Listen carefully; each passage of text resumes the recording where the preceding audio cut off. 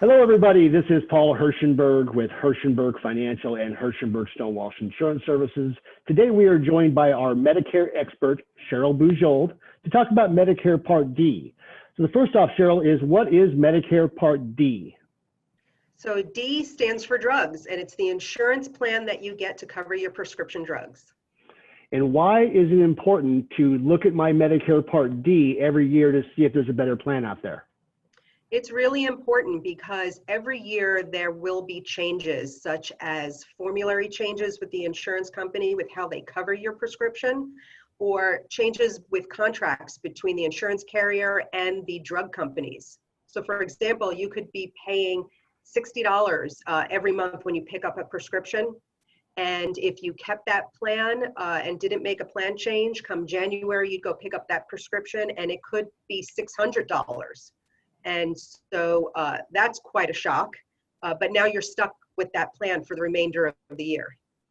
Perfect. So, is there an easy way for us to compare the plan that we're on with other plans? There's a really easy way. The government has created a website that helps you go through a step-by-step process to compare. So we're going to actually go to that.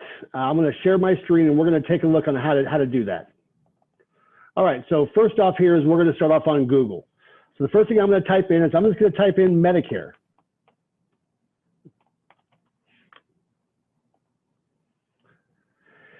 And sometimes you'll see the Medicare.gov website pop up first. Other times you might see an ad for like a Medicare.net or a Medicare.com.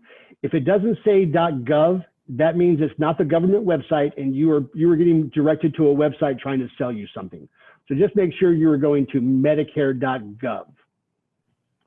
Sure, I'll turn this back over to you. Perfect. So just so you know, you don't have to, but if you're interested in learning more about Part D, you can click the tab at the top and select any of those topics, and that'll give you much more detailed information about what Part D is and how it works. But for today's purpose, we're going to jump right in and show you how to find and enroll in a plan. So when this screen pops up, it's really important to either log in if you've already been on this site and you've got username and password, or if you haven't done this before, go ahead and take the time to create an account. Doing that will show the current plan that you're on when we are in the compare plan screen. And so that will make it much easier to compare what you're currently on with what your other options will be. But since we do not have any login credentials here, we're going to just go ahead and continue without logging in. And this first question is asking, what are we looking for today? What do we want to enroll in? So it's the drug plan, the Part D. And then go ahead and enter your home zip code.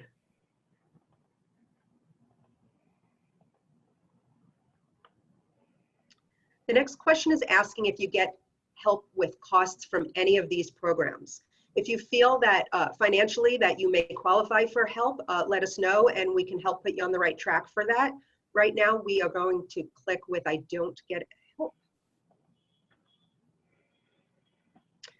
Do you want to see your drug costs? The answer is yes. That's the purpose of this whole exercise, is to go ahead and see what your drugs will cost for each plan.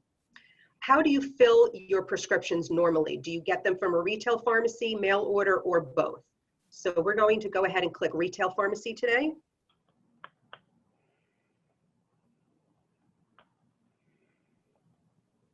On a side note, if you were logged into this site because you already have an account, when you get to this area, you will find your prescriptions will most likely already be filled in for you. The same with your pharmacy. The pharmacy you're currently using should already appear on that screen for you. So what you want to do is just take a look and make sure everything looks correct and make any necessary changes. And here's the screen where you can add your drug list. It's going to be important for you to have all your prescription bottles available when you do this. The system's very intuitive, and as soon as you start typing in the first couple of letters, your drug will probably pop right up. But there are a lot of drugs that have the same name, but then may have another name after it, or the spelling may be kind of close. You want to make sure you have the exact spelling for your prescription. And so when you click Add Drug, the next screen will show the dosage amounts. And so this is kind of a good test if you've typed in the right drug, because if you're not seeing your dosage, chances are you may not have selected the correct drug. So you can go back and fix that. But go ahead then and select your particular dosage from the list. And then your quantity and how often do you fill it. So do you get a quantity of 30 pills every month? I imagine if you got, I was gonna say, imagine if you got a 3-month prescription, you would probably put 90 in here and then every 3 months, correct? Exactly. Right. Yep. So I guess we can hit our, that drug is complete. Yep, you're gonna add that drug to your list and then go ahead and click the Find and Add Drug to move on to your next one.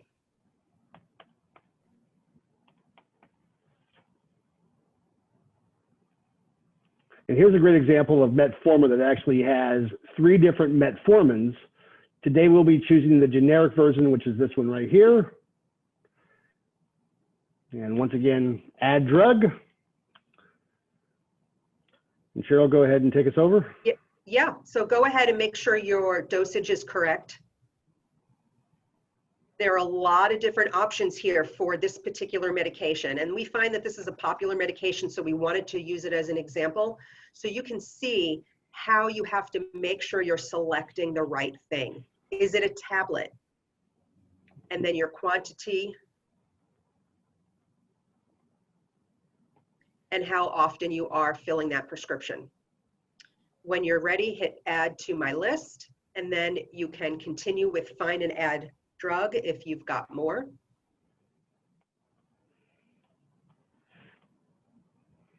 So this was an easy one. We typed in ATOR and the drug popped right up. There were no other options. So you'll select your dosage again. And then when everything looks correct there, go ahead and click Add to My Drug List. And I think that'll probably be good for now with these 3 medications. When you're done, you'll scroll down and click Done. So at this point, you want to go ahead and look for a particular pharmacy. So go ahead and click the Filter button. It defaults to 1 mile, but let's go ahead and do a distance of 5 miles from your home zip code.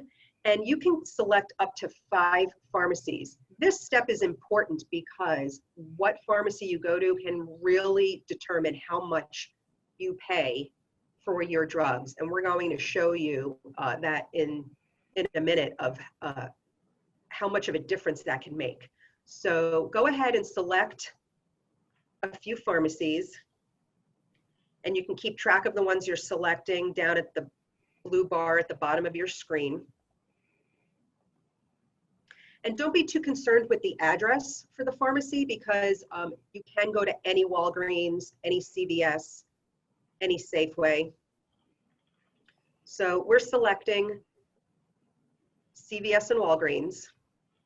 At this point, if you were logged into your own account, the plan that you are on would appear first. It would say, this is the plan that you are currently on. And now it's going to show the plans. We have this ranked by the lowest cost.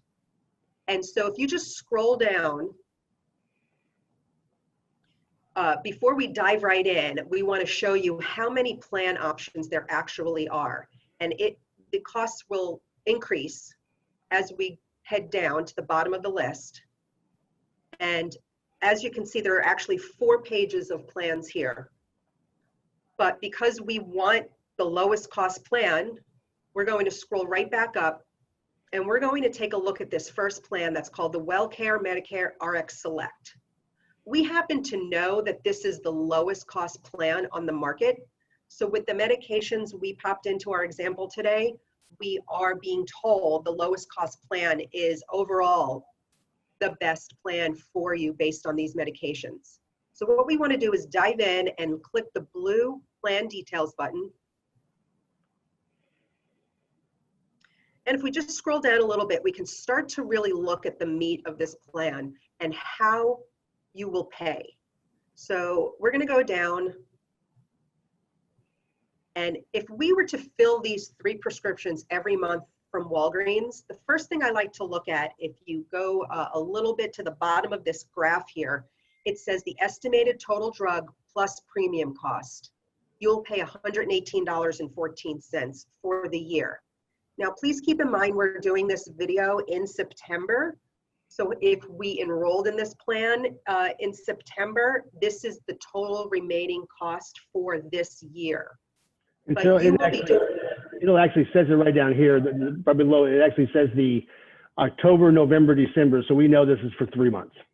Exactly. So when you're taking a look at this during the open enrollment time that you will be on here, it will go ahead and show you your cost for the full year of 2021. So this particular plan will be $118.14 if you fill it at Walgreens. But if we scroll down, and if you filled these prescriptions with CVS, you can see there's actually no cost when you pick up your medications. The only thing you pay is the $13.10 per month premium to be on this plan. So this is where I meant it really makes a difference what pharmacy you go to, because in this case, CVS is going to be a much better option for you as far as saving money. And Cheryl, I'm going to go back up the top and let's talk about real quick about monthly premium and plan deductible. Yeah, absolutely. So, so this particular plan, your premium is $13.10. That's the money you send to the insurance company every month to be on this plan. And a plan deductible, there will be medications where you need to meet the deductible prior to you being able to pay the copay. So you would pay the first, this plan has a $435 deductible. Again, depending on your prescriptions, you could possibly pay the first $435 prior to you having a copay. And actually it does talk about cost before deductible, cost after deductible, and then the cost during the coverage gap. Cheryl, would you mind touching on coverage gap real fast? Yeah, so with Medicare Part D plans, and this is all dictated, you know, by the Medicare system, you've got your couple of different phases of payment. So the first thing you've got is your deductible.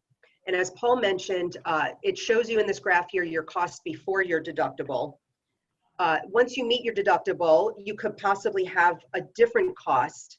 The coverage gap is kind of, you may have also heard it referred to as the donut hole. It's kind of an area you find yourself in when you are out of pocket a certain amount of dollars, and your costs would change while you're in this gap, and they could possibly be higher or lower. And then when you meet the maximum amount that Medicare has set for the year, you come out the other side of the gap, so the other side of the donut hole.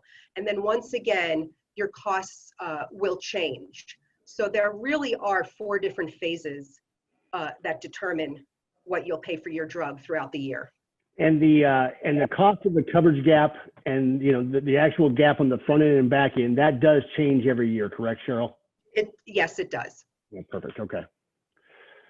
So the other few things that I think I want to touch base on here is going to be down here at the bottom, which lets us know other drug information. So Cheryl, would you run through what prior authorization, quantity limits, and step therapy are? Yeah, so as you can see with the 3 drug examples we have chosen, no prior authorization is needed. But if there was a yes on this screen, what that means is your doctor will want to put an authorization in with the insurance company prior to you actually going to fill this prescription. It's letting the insurance company know exactly why they're prescribing this drug for you. So that prior authorization is really important to have in place before you go to the pharmacy to pick up your drug. And if you don't have it in place, you're going to pay the retail cost, correct? Exactly. Yeah, okay. a quantity limit. And so in our example here, we do have a drug that's got a limit on it. So what they're saying there is you cannot have, and Paul just kind of clicked on the yes, and so they're telling you the limits for this drug. So your limit is 150 pills, yeah. Pills in a 30-day period. If for some reason your doctor wanted to prescribe anything higher than that, it actually would not be allowed. I would say that's pretty rare though in that situation, correct? It's very rare. Now for the big one, step therapy. So step therapy is going to be an example of, is there a different medication, most of the time something lower cost than what the doctor is asking you to be on? The insurance company wants you to try a lower cost medication first, and then go ahead and move on to the one that the doctor is saying that you should be on when it's determined that that's a lower cost drug is not going to be best for you. So I think the one thing that in the past I've seen this actually be a sticking point for a lot of people. So if you actually have a plan that's actually, and you're on a medication that's requiring step therapy, well, you might be able to find a different plan that might just cost a couple more dollars a month that may not have this step therapy checked. So definitely look at different plans to make sure that the drugs you're on, unless there is no choice, you definitely want to try to stay away from step therapy or medications that are covered under step therapy. If you can not do it, please don't do it. Okay, so I think the next thing here is we are going to go back up and let's look at some other plans. So I go back at the top and I click on back to search results. Cheryl, go ahead and take us back over. Yeah, so let's scroll down and just take a look at the next plan. So this plan is 40 cents more per month. But if we go ahead and click on plan details, and we scroll down, let's go right to CVS, Paul. And because we remember on the last plan, CVS was going to have 0 copays for us for our drugs. So we're not talking about a lot of money here. We're only talking about $3, but hey, why pay 40 cents more per month for your premium and $3 more per month for your drugs? So this is just an example of, where these plans differ. And obviously, before you enroll in the plan, make sure you look at the tiers here to make sure there is no prior authorization, quantity limits, or step therapy. And if there are, just make sure that you are aware of that. So Cheryl, let's say we wanted to enroll in that first plan, and we were ready to go. So I would go back to search results. And what would we do if we were ready to enroll? So really easy, right there. There's the green button that says enroll. And if we were on plan details, the green button's also there. It's just over here to the right. Exactly. So I'm going to go ahead and click that button and click join the plan. And this is where we have to where our process here is going to stop, because we actually have to start plugging names in and social security numbers and Medicare ID numbers and stuff like that. But it will tell you it's a very good system and very easy questions. So if you are new to Medicare, you would check this box right here. However, if this is open enrollment, you would check the other box down here at the bottom that says it's open enrollment. But regardless of which, this is the process where you're going to have to kind of read through things, input your information in correctly. And I think the one thing that I've always noticed in this page here is you always got to scroll down to the very bottom to find the continue enrollment button.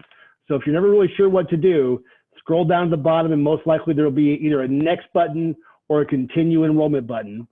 And I would say make sure you keep going through this process until you get a receipt that says you have enrolled in your Medicare Part D plan. That receipt will have the insurance company's name, it'll have their address and phone number.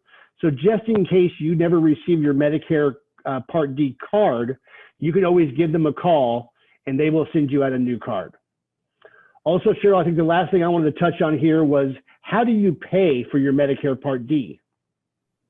Well, when you get your first bill, they will give you different options. If you want to continue getting a paper bill and just manually paying every month, you can do so.